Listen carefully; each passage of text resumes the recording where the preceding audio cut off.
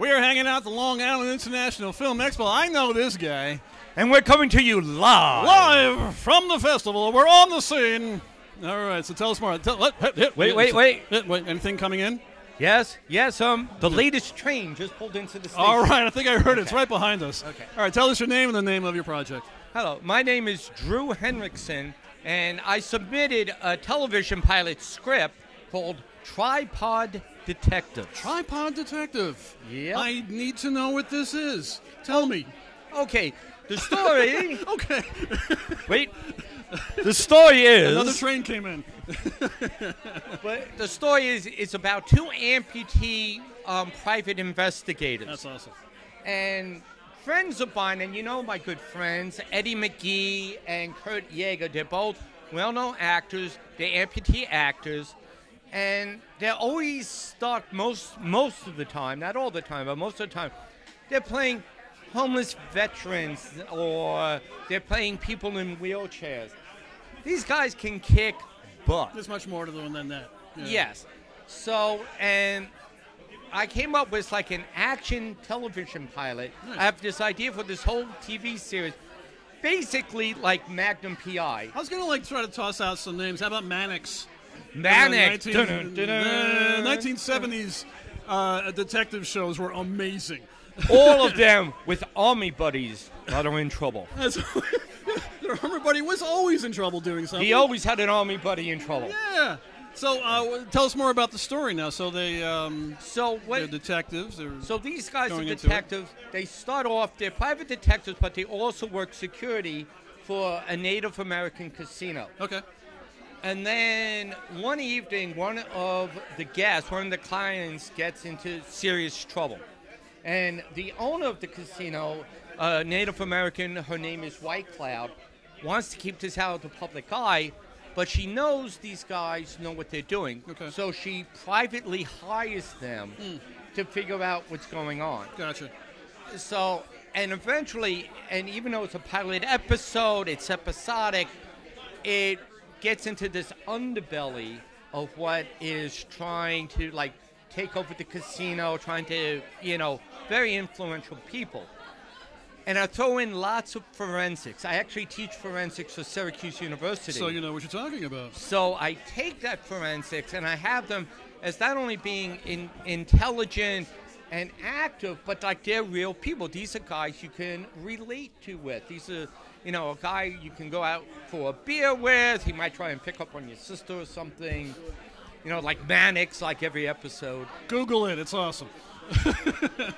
And I have this underlying intrigue with it, but it's everyday life with these people. And it does not hone in on the fact that they're amputees. It's not just about them being an amputee. It's just we're focused on their personality. We're focused on who they are. Exactly. Yeah. Not only who they are, but how, and their goals in life. And, in the storyline, I have one of them is trying to be a screenwriter. Gee, you don't know. Where does that come from?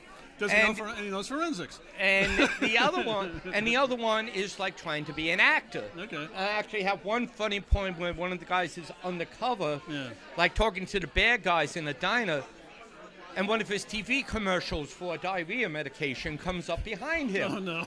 He's trying to be serious, and then his face comes up. Does pesky diarrhea get into the way of your daily habits? No.